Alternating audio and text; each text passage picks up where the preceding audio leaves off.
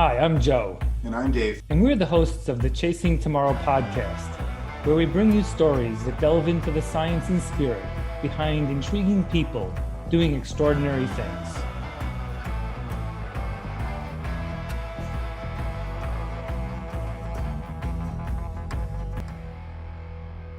Welcome to the Chasing Tomorrow podcast.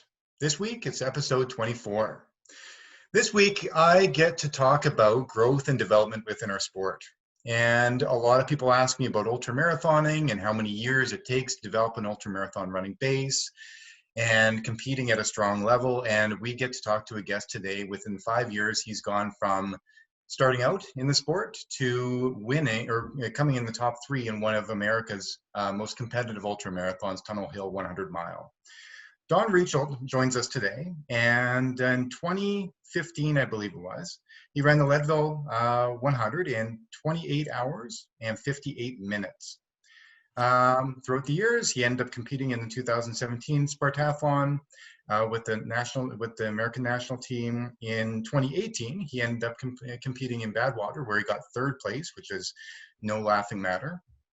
And just only a week and a half ago at Tunnell Hill 100 mile, Don ended up taking 16 hours, almost 16 hours off of his time, only 5 years before, by running 13 hours and 16 minutes. Yeah, I'm going to say that again. 13 hours and 16 minutes to finish in third place at Tunnell Hill. Welcome to the show, Don. How are you doing? Hey guys, I'm so good, and it's so nice to be on with you. Yeah, this is awesome. So before we sort of get to Tunnell Hill, Don, because there's a couple things that are sort of running around my head here. One is this incredible journey that happened quickly. We want to touch that, but maybe a little start, like, because we love to hear, the young kid's story. Like, was Don a runner in high school? Did you run in college? Were you another athlete? I mean, we all have a story, so give us yours. Yeah, absolutely. It's probably not the story that most people expect to hear, in that I did run in high school and I really didn't like it. I wasn't that good. And I was like, yeah, I enjoyed the pure competition of it. It's like me versus you, who's faster, let's go. One-on-one. There's no team involved, even though, there's a team, but it's pure competition. It's just the beauty of it. But I wasn't good. I never broke 20 minutes in a 5K in high school. I was okay on the track. I ran, 2-ish minutes in the half mile, but I didn't want to run after that. I did not want to run in college. So I go to college, and I did want to compete. I did have the competitive drive. And so I walked onto the rowing team at the University of Iowa, and I rowed crew for 4 years. And that was kind of the gateway drug, if you will, into the suffering world of digging deep. And after I got out of the rowing team and after I was graduating, I actually gained a ton of weight, and I didn't have that outlet, that competitive outlet. And so I had a friend that was doing some triathlons. He's like, hey man, like, do a triathlon with me. And so I signed up for a triathlon, and I've always been a go big or go home type of guy. And so I was like, okay, well, here's the deal. If we're doing a triathlon, we're doing an Ironman. So I signed up for my first Ironman before I'd ever even done a triathlon, and I didn't know how to swim. I hadn't swam in 20 years. And so, so long story short, I get into triathlon. I dabble in Ironman. I did 3 Ironman races, and I was training for a 4th when I just kind of had a mental breakdown swimming one day. And like, I have never enjoyed swimming. I do not enjoy swimming. Triathlon was always swim to get on the bike, and then the fun begins, and then I can chase people down. And so one day I was in the water swimming. Somebody kicked my goggles off, and I had a meltdown. I threw my goggles into the water. I swam back to the shore. The very next day, I sold my wetsuit and my tri-bike, and I was like, I'm never doing that again. And at the same time, I had a good friend that was just about to do Leadman, the Leadville race series, all of it. And I ended up pacing him for a large section of his first ever 100. And I thought, wow, this is incredible. Like, this is something that I could do. I want to try this. And so I signed up for my first 50 miler, while at the same time committing to doing Leadman the next year. And so like that's the transition of not runner to triathlete back to running, and now ultra runner. Yeah, we should we should at least admit that I know Don pretty well. And so my claim to fame is that his fastest Ironman is slower than my fastest. So I always feel good about That's that. right. I like how he threw that in only 5 minutes into the conversation. That's, yeah. I was thinking it would have to at least take 30 minutes. Oh no, he's been sitting on that. He's been sitting on that. Yeah. We're recording, right? I'm never getting to 13 hours. So when I hang out with you guys, I got to have something.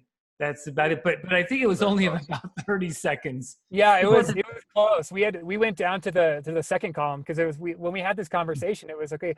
Well, I was 10 hours and 46 minutes, and he's like, wait, I was 10 hours and 46 minutes, and I was like, oh man, now we have to go to the Ironman website and look up our times. And yeah, he was, sure enough, he was at something seconds faster than me on the same course too. So there's no denying that he was a better Ironman than I was. Well, if you only knew that, Don, you would have dug in for that extra 30 seconds, I'm sure. Yeah. Oh, absolutely. If you only knew that, Joe, you would have dug in for another 30 seconds. I'm sure this conversation is gonna probably end with a different race. Yeah, the truth is that Don sort of made pretty much fun of me because he said, like, why did you take 18 minutes in transition? I'm like, I was just trying to catch up to him. So anyway, but so that first, Don, truly amazing, really, if you think about it, to your journey. And I sort of like, because I think there's a lot to be said for that. This ultra experience is something that we don't have to first experience it by running it, right? We can crew, right? Absolutely. Isn't it amazing? Like the crew that we've all had in our races, or we could pace someone if we're an okay runner and be there to support them. We can become part of it and then decide if we want to go into it. So I'm sure, you're a coach. Do you sort of help guide people along that path? Yeah, it's never my position to tell somebody what to do or where to do it or how to do it. And I guess where I'm inspired is where inspiration actually does come from for each person, and it's something different for everybody. And for me, inspiration was born that day that I was crewing and pacing in Leadville, and I saw the passion and the people of ultra running, and I thought, wow, like this is a community I want to be a part of. And so it's whoever you are, whoever you're working with, it's a matter of just finding that inspiration and not letting somebody tell you like, hey, you should go do this, because that's not going to mean as much to you than if you experience something and it plants a seed deep inside of you that all you want to do is water it and nurture it. Mm-hmm. Yeah, absolutely. But that being said, Don, as well too, being a part of a community is something. But then as well too, you've taken almost 16 hours off of where you started to where you are now. So self-betterment is a big thing for you. Where do you think that kind of came from? Was that a childhood belief that your parents brought you up with? Is that something you learned in university or in high school? So it's always been this this drive for me to find my limits. And I think you guys always ask about you're chasing tomorrow, and this is probably gonna to bury the lead, if you will, here. I chase tomorrow every single day by thinking about what I can do better tomorrow.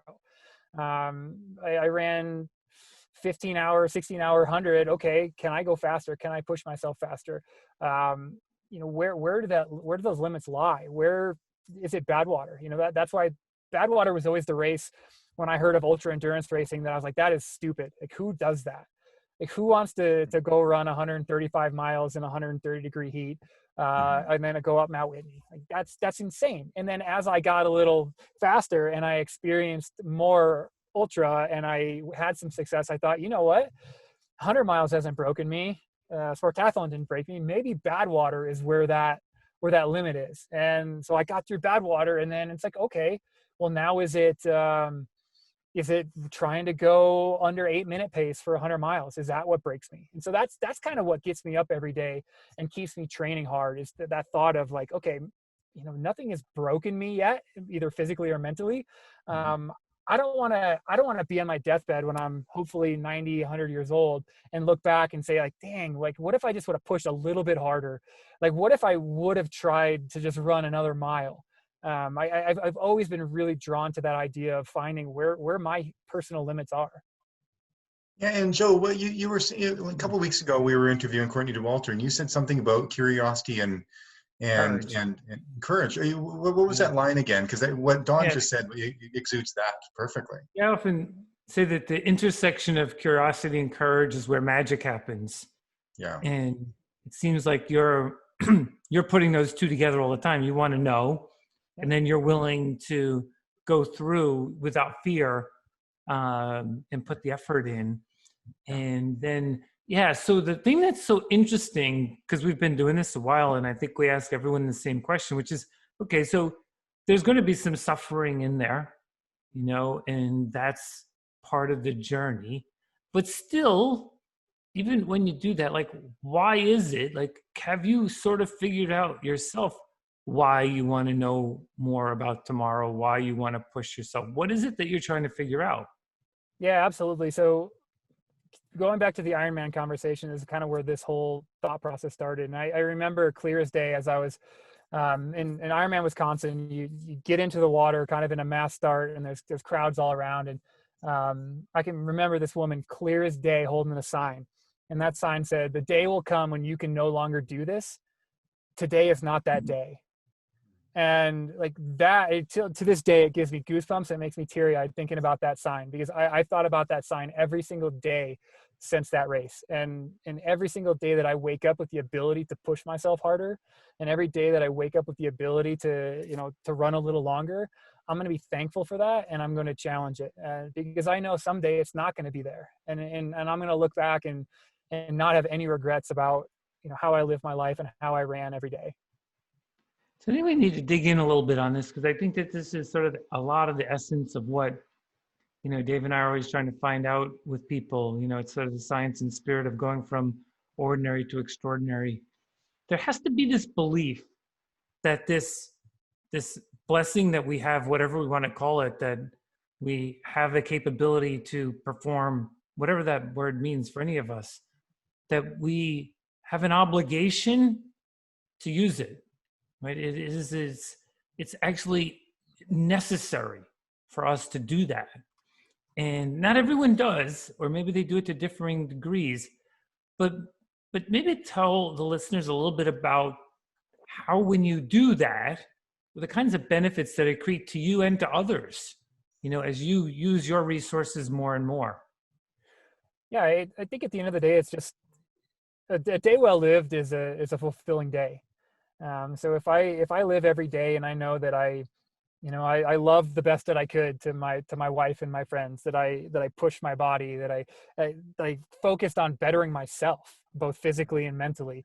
Those are days well lived. And none of us on this planet are promised tomorrow, whether it's walking or living. And I don't know, it's any day that you let go by without doing everything you can to live a good day is a missed opportunity. And so, that's I guess what drives me. And the famous Jimmy V speech, if you guys know Jimmy V in his cancer foundation, but it's like, you laugh and cry every single day, and that's important. And so for me, using the tools that I've been given, or working my butt off to develop new tools, those are days well lived for me. And I can wake up tomorrow, or I could not wake up tomorrow, and either way I'll know that I went to bed tonight giving today its all.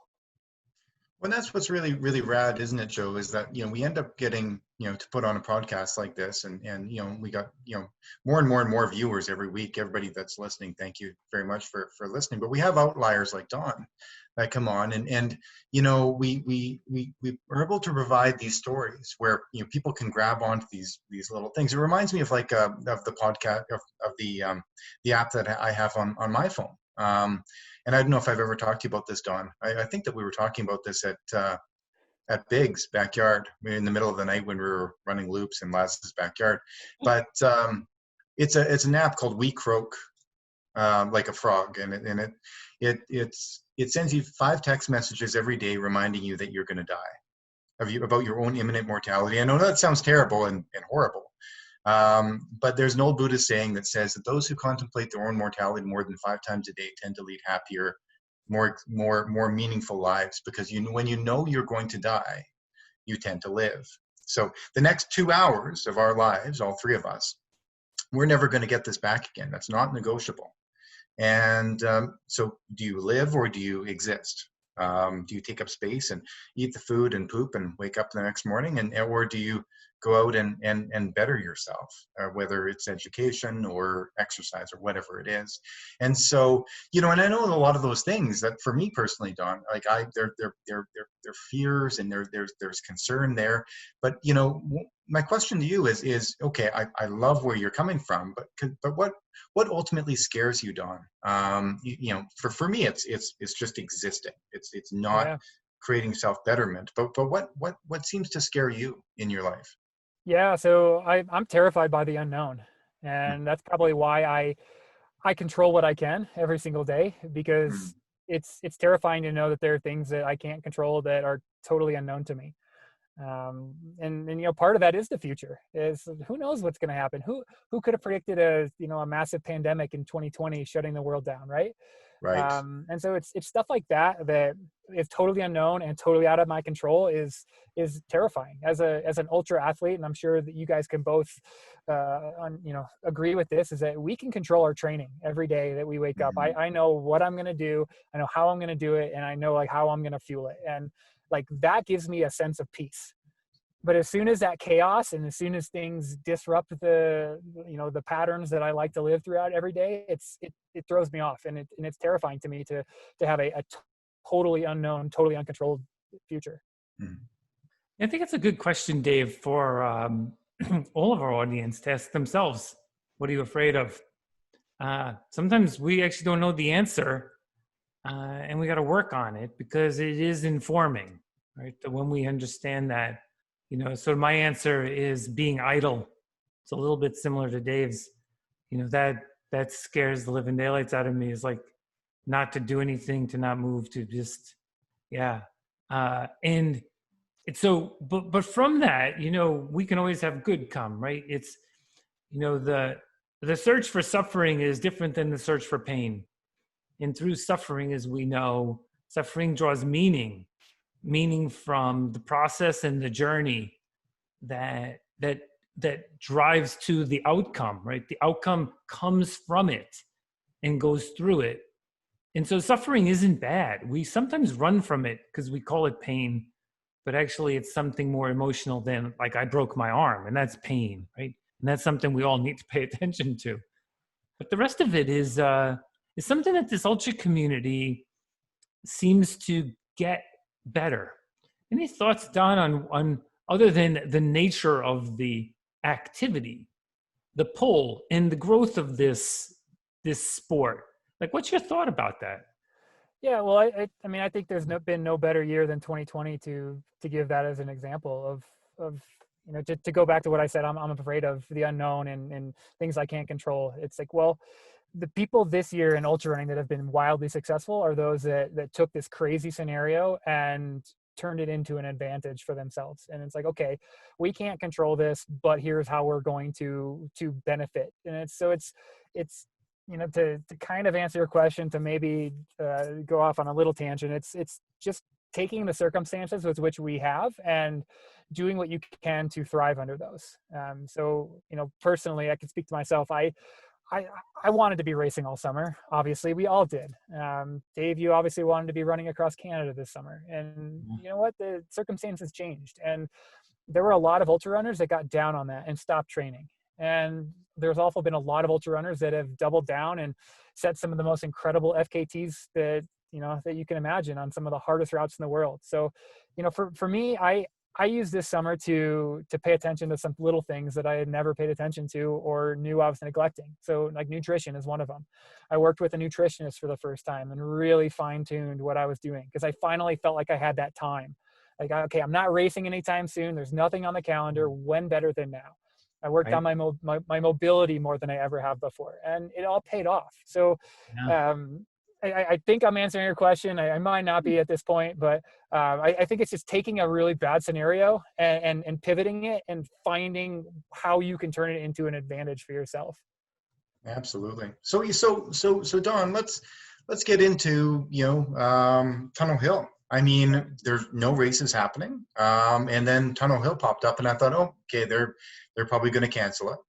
But it looked like the race organizers were, really, really set out to do it. Yep. Boy, at the start line, you must have looked around and went, wow, there's a lot of fast men and women here. I think the 50 mile was a stupid, ridiculous time as well, too. 5:03. So 5:03 for 50 miles on that course. That's like unreal. 6-minute pace. Yeah, no big deal. Why didn't you just do that, Don? Yeah, about that. Yeah. So walk us through the race. How so at the start line, Yeah. first 20 miles, next 20 miles. Yeah, How did the race go? So I'll back up even further than that. And like you said, like I didn't think it was going to happen. I'm really honest. I did not think it was going to happen. We delayed leaving because we drove out there. It's from Colorado, and it was in Illinois, which is kind of the U.S. epicenter of a lot of the breakouts right now. So was pretty sure it was going to get canceled. And so Wednesday of race week, it's like, okay, it's not canceled. We have to go. I want to race. The athlete in me is going to race. The socially responsible human in me was having some doubts.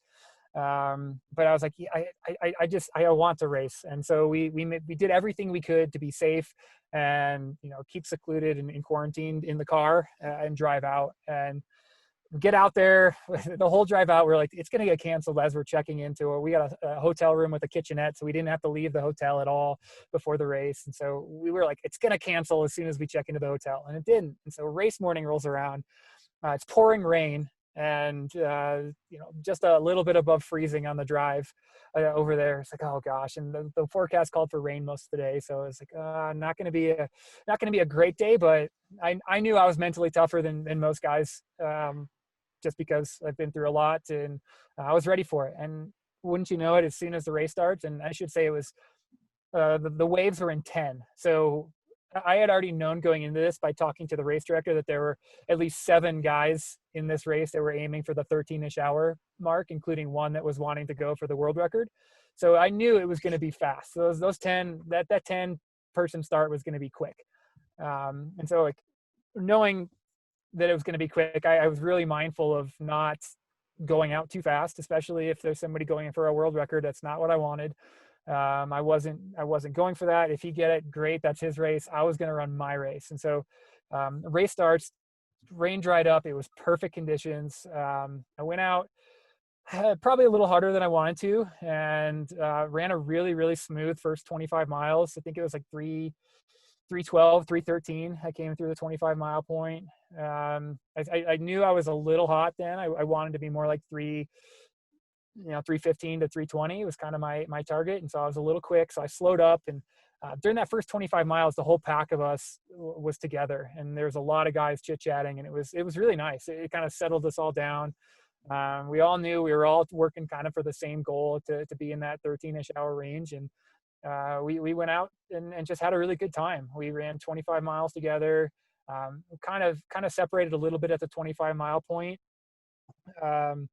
get past 50K. And that was actually a 50K PR for me. I've never raced a real 50K before. So I think I ran it was like 3:54, 3:55 or something like that, 50K. Excellent. 50K PR on a 100-mile course. Not bad. Yeah. Not a bad start. So you know what they say is go out on 50K PR pace for a 100-miler and see what happens, right? Yeah, and see what happens. What's the worst that could happen? Yeah. And for anybody listening, don't do that. I don't recommend it. Do not do that. No. So I set a 50K PR, and I keep going. I watched these other guys pull away, and I thought, okay, let them run their race. I'm gonna run mine. I kind of slot in and just get really comfortable. I turned on an audiobook and just kind of really just relaxed. All I wanted to worry about at that point was just relaxing, kind of just taking in the race and almost like meditating out for a while. So it's a series of out and backs, the races. So it starts in the middle, you go out 13 miles and in 13 miles for 26 miles. And then you go the opposite direction, 12 miles and back 12 miles. And that's 50 miles. And then you do that twice. So I come back into mile 50, and I set a 50 mile PR. So that was a 6:19, I think, was my 50 mile time. And so I was like, okay, I'm still feeling great. Like nothing was feeling bad. And so this is kind of the point of the race, for you veteran 100-mile racers, that you're almost expecting things to start feeling bad. And I wasn't. I was still feeling really solid. So I go back out to that 13-mile turnaround and come back in, and right around mile 74, the skies open up and it starts this absolutely downpouring, Oh, and just totally drenched me. But I also knew that mile 76 was back to the start finish line where my wife was going to be, and she had the full gear kit that I could do a quick change. So I was like, okay, like rain jackets, what do I need? And about, I don't know, 100 yards from her, rain totally stopped. So that nice. was literally the only rain we got the entire race. Was Oh, like, if I could I have like asked that. for it at the perfect time, it kind of reset my mind a little bit. I was able to change a shirt, put a merino wool long sleeve on, and hit it. And yeah, so head back to the 88-mile turnaround, still feeling really good. And the cool thing about the 88-mile turnaround was that I was able to see where where second and third place was at the time. And they were, second place was about 2 miles ahead of me, and third place was about a mile ahead of me. And I was feeling really good at this point, and I knew, okay, if I put in a really good effort right now, I have 12 miles to go, about a mile behind, I can catch third place. I didn't come to Tunnel Hill to worry about placing. I did not care. I told everybody, and I'll 100% admit it, like if I could have finished 10th place and ran a 13-hour something 100, and I would have been the happiest guy in the world. But the competitor in me gets, 12 miles to go, and I see blood in the water with third place ahead of me. And I'm thinking, okay, well, what's better than running 13 hours than running 13 hours and getting on the podium? I don't want to miss the podium. And so I just kind of committed to myself. I gave myself a little out loud pep talk. I'm a firm believer in talking to yourself out loud. And I said, all right, these 12 miles are going to be hard. We're going to dig deep, Don, and let's go. And so I kind of threw down a little bit and picked up the pace. And at about a mile 95, I saw third place, and I thought, okay, he's mine, and let's go. And so I crept up on him. I kind of stalked him a little bit, and took a little moment to relax. And then I passed him with vigor, and went by it. I think I dropped a 7, as I was going around him, I was going 7-minute mile pace for about a half a mile. And then I kept going, and it was like a 7:30 mile and a 7:40 mile at mile 95 and 96. And then I was convinced he was still behind me. It's dark. I didn't want to look back, because you never want to look back after you pass somebody with conviction. But I was convinced he was behind me. So I come into this crew area with 3 miles to go, and my wife wasn't expecting me at all. So there was a bottle on the ground, and I grabbed it, and I was like, let's effing go. We got to go. And I flew by her, and she's like, what? Like, talking to her afterwards, she's like, well, I didn't know what happened. Like, all of a sudden you were there and you were gone, and you swore at me and ran off. And so she's like, all right, I guess we're going. And I'm still running, 8-minute pace at this point, and trying to just push as hard as I could, and committed to hurting. And, end up getting to the finish in 13:16. And, I was ecstatic. I cried. Like, it was everything I wanted the day to be. And, I had ended up in those last 5 miles, I put 10 minutes on fourth place. Even though I thought he was behind me the whole way, he wasn't. But the competitor in you expects somebody to answer your call. And I'm glad I thought that, because I dug a little deeper because of that, and I got 13:16, and it was an incredible day. And I still look back on it as just probably the pinnacle of my running and athletic, and a lot of other type adjective career.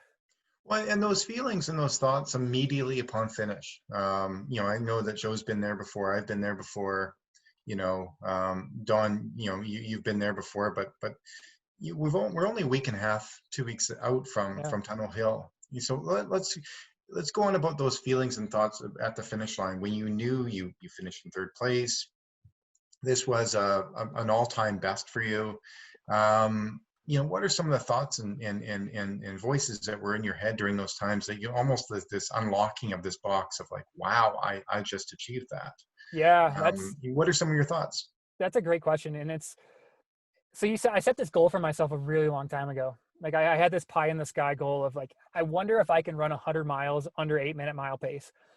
And so when you set a goal like that for yourself, and it's been out there for over a year, and you've been working on it and working on it, and you've had highs and lows, and then all of a sudden you accomplish it, like all of those emotions come rushing into you. The days that where you didn't want to train, the days where you had great workouts, the days that you kind of knew you were neglecting your home life to go out on an extra run at 10 o'clock at night. All of that stuff comes just flooding in, and all those emotions. And I'm so thankful that Amy, my wife, was my only crew. She was there. She was with me.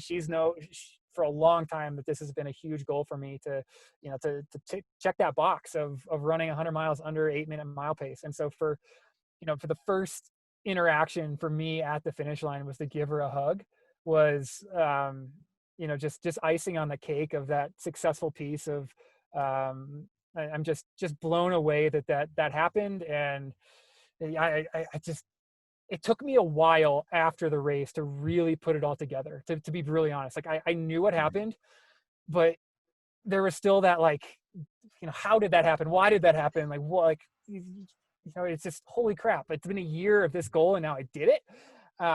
So it took me a day or two really to process all those emotions. And, brutally honestly, I'm still processing them.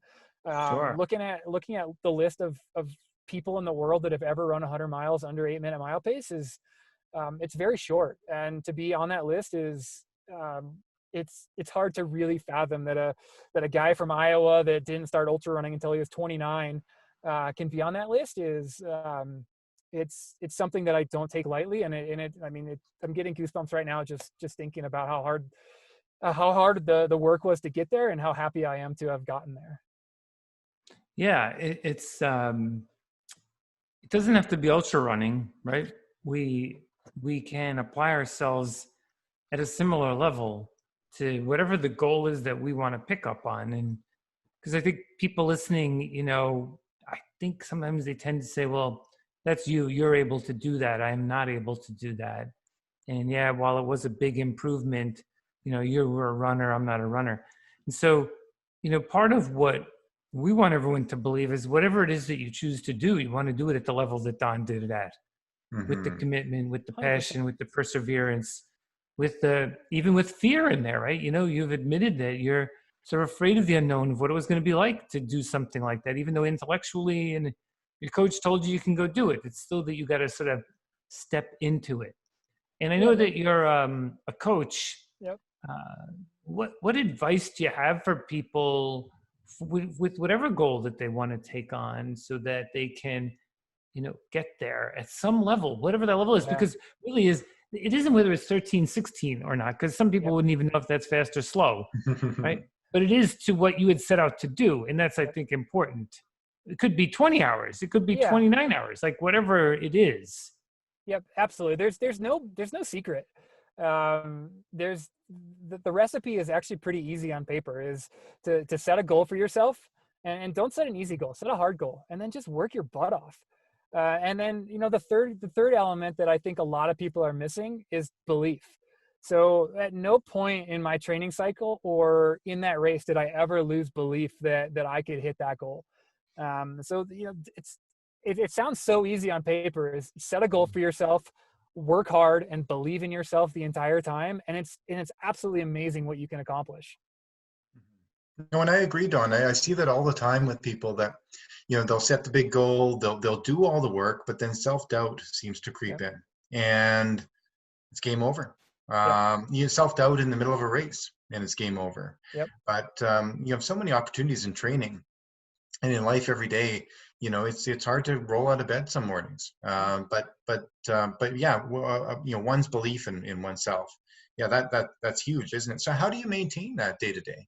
Any tricks and tips? Well, my biggest tip is to, I'm a big proponent for mental health. And so I work with a psychologist, and he's a runner himself, and has helped me just like an unbelievable ways to develop a really strong mindset. And part of that is belief. Part of that is just the willingness to endure through hard times. And that's for running and in life. So, just like any other muscle, your brain needs to be exercised, and working on your mental strength is something that's really powerful. So I have a moving meditation that I like to use during workouts if they get really hard, and it's just kind of bringing focus to different things, and it works really well. And then going to the race day, taking an opportunity to look back on your training in the race. And I always think of these days that I say, like, if I got through that, I can get through anything. And it's those days that you have a 12-hour work day, and at 9 o'clock at night you still went to the track and did a track workout. It's like, okay, like I was able to do that. I can get through these next 5 miles. I was able to do, I ran my long run a month and a half ago in a blizzard. It was 10 degrees outside, Fahrenheit, and I was able to do a long run in that. It's like, okay, well, that was about the worst conditions possible, and I still got out the door and I still completed it. And if I can get through that, I can get through these next 5 miles. So it's reminding yourself that no matter what you're going through today, there is something that you did in your life or in your training that was probably harder that you got through. And it's calling upon those moments to get through whatever you're currently dealing with.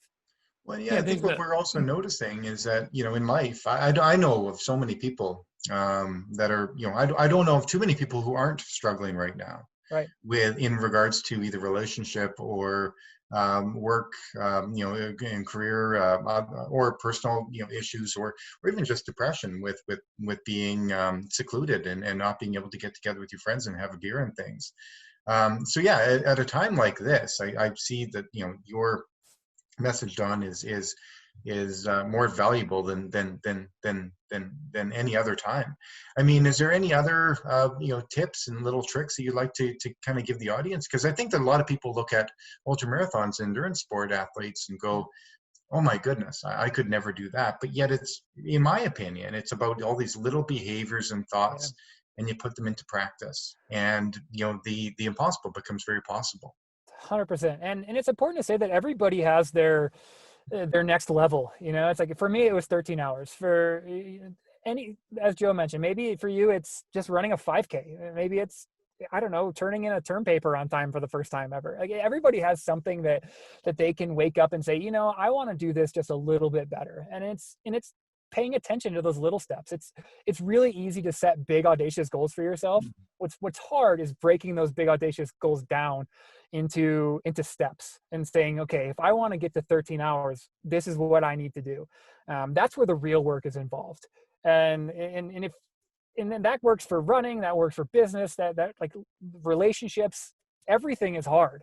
And everything requires you to look at the little steps, because of course you want to have a happy marriage and, have all the money in the world, but that's easy to say. Okay, well, how are you going to get there? And so the people that I find to be the most successful, the people that I learn the most, are the people that know how to set incremental goals for themselves and know how to break that out. I think there's a really good saying that's a goal without a plan is just a wish. And that's 100% spot on. Is you can set a goal for yourself, but until you have a plan to get there, you're just wishing. Yeah, and the micro goal concept is a really powerful one. Often the micro goal doesn't feel like much of an accomplishment, but it builds. And while excuse me, we don't have to rip ourselves apart all the time to make progress. We can make progress without feeling suffering, and that could be as much as, I'm going to read one page in that book tonight, just one. Yep. And if you did that 300 days in a row, you finished the book. Like, we have to think about, if I only walked around the block once, that is an accomplishment. Those micro goals, it might not feel like much, but it does build. Yep. The other technique that I think we all know to use, and we're good independently on our own, but is sometimes if you can't make the commitment to yourself, make it to someone else.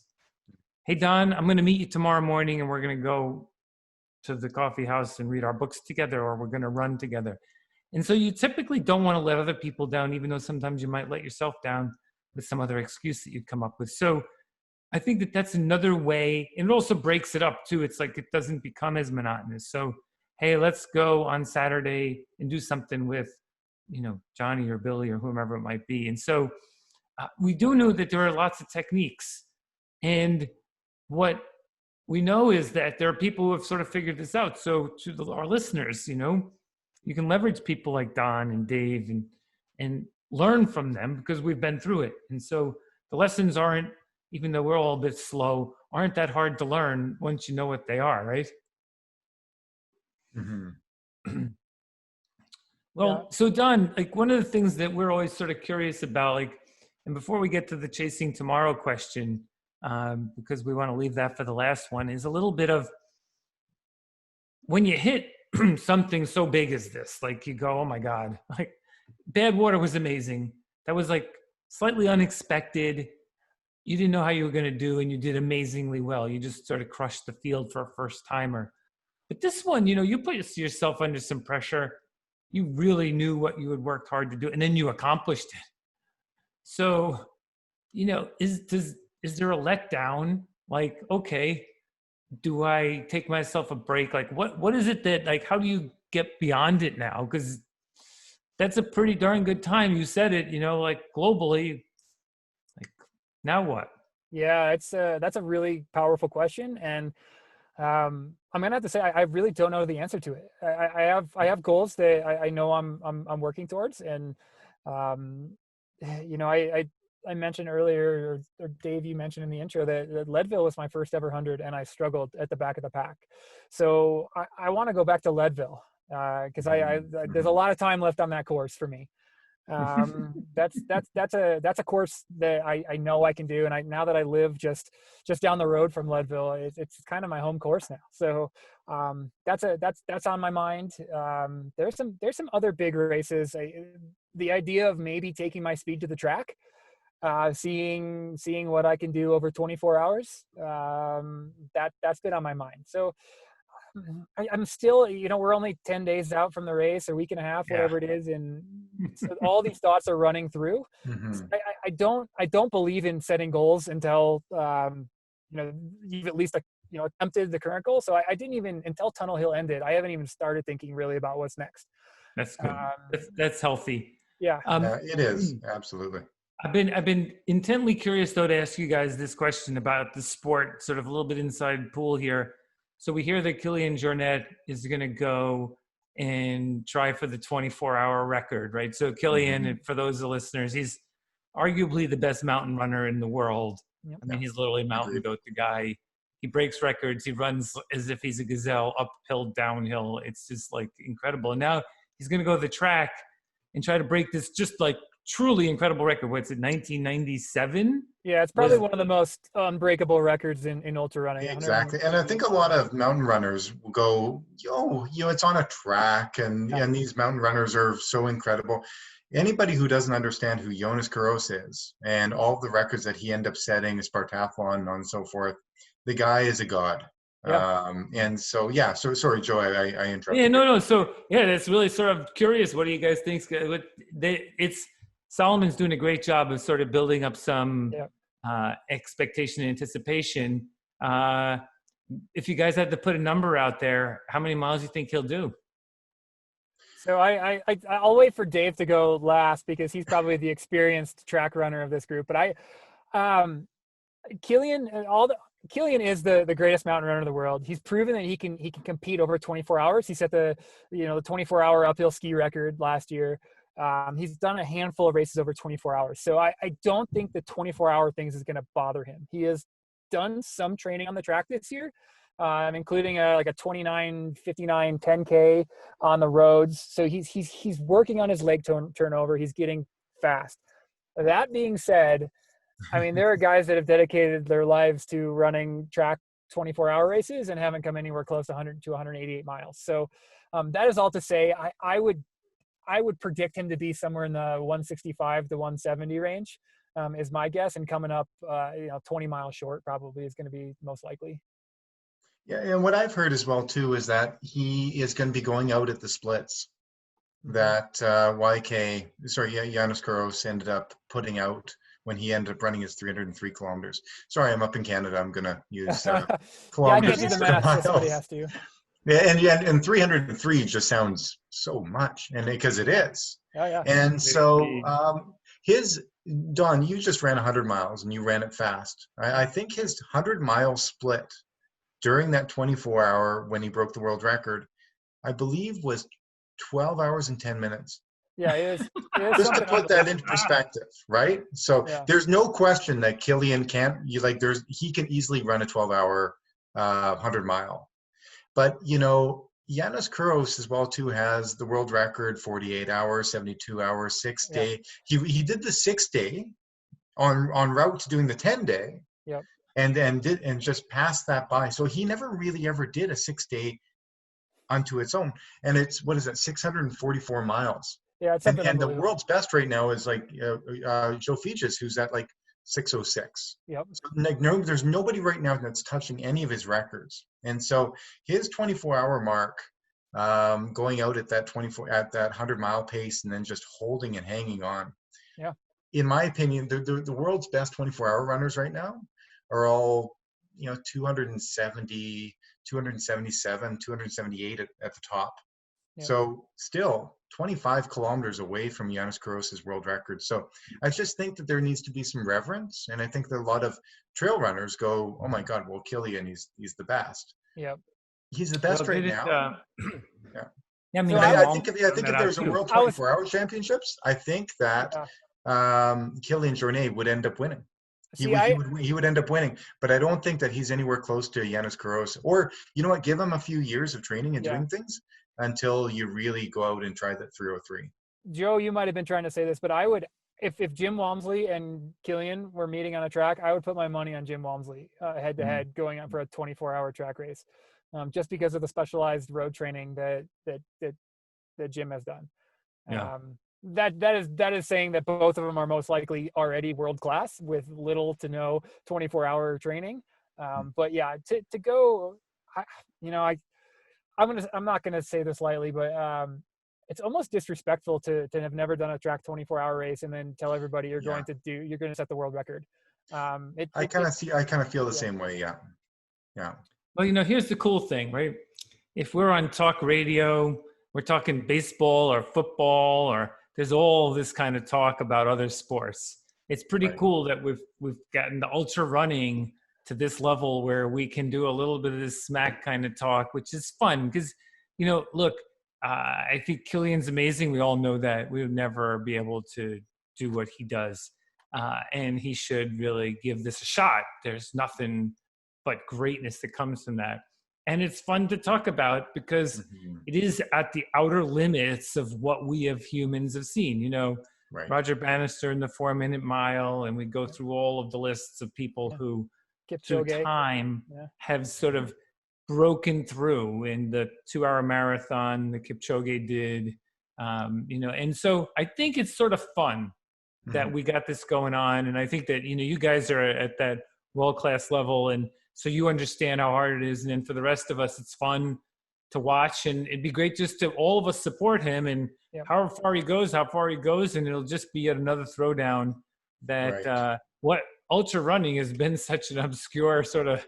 Yeah, it's definitely good for the sport. And I'm cheering for him. I absolutely am cheering for him. I want to see him do it. Like, don't get me wrong. I absolutely, Kilian is one of the most respectable people in our sport, like just the nicest guys on the planet.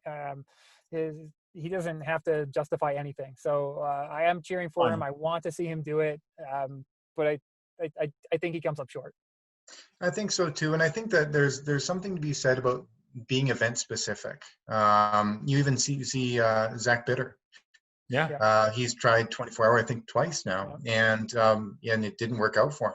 I mean, but you can't argue with the guy's a 100-mile world record holder on a track, and so he's fast. But there's something that happens at that 110, 120, 140 mile mark. That's just it's something that's really difficult for a lot of people to grasp. But there's a steep cliff that falls thereafter.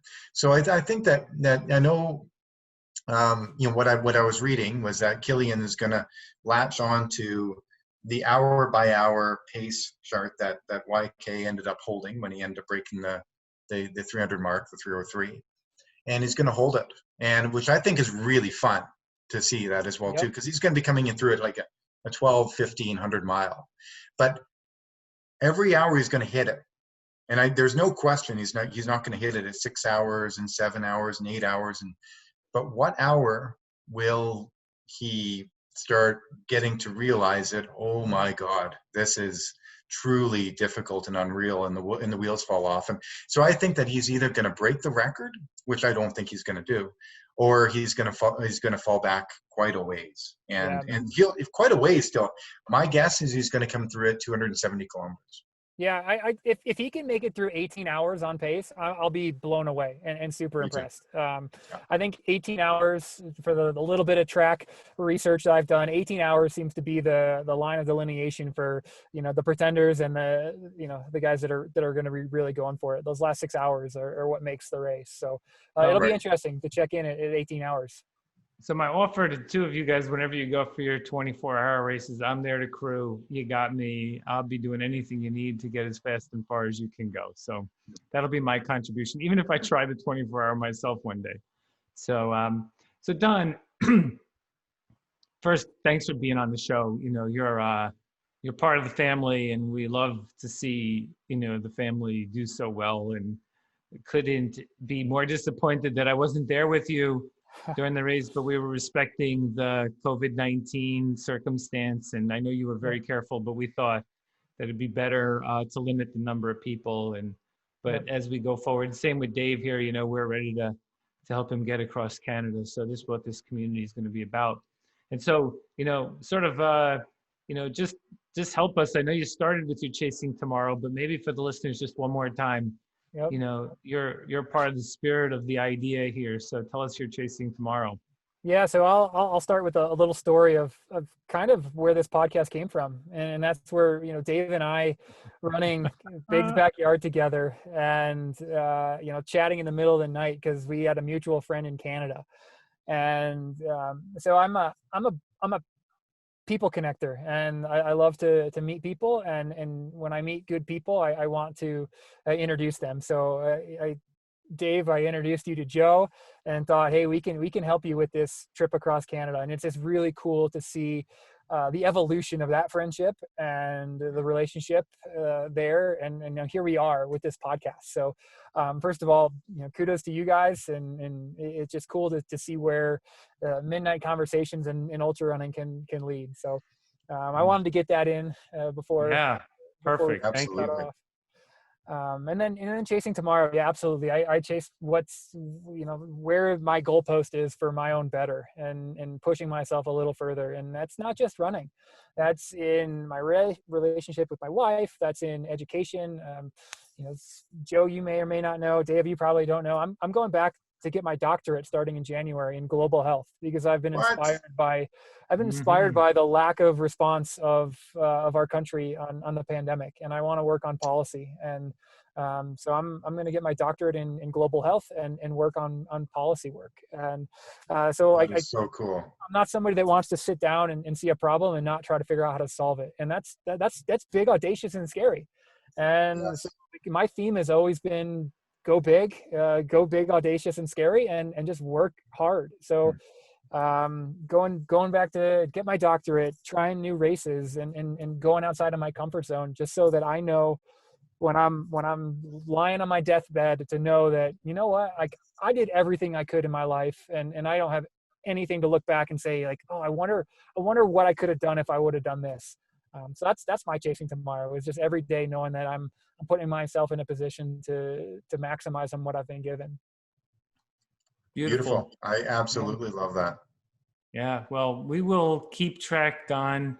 We'll get you back on the show. There are a bunch of guests we know we want to revisit. Keep that thinking mind going. Keep those legs moving. Enjoy living in the mountains. And we're going to see you on the trail here soon someday. So thanks for being on with us. Thank you guys so much. Keep doing what you're doing on this podcast. It's always inspirational to listen along. So I appreciate you guys having me on, and we'll talk to y'all soon. Yeah, thanks a million, Don.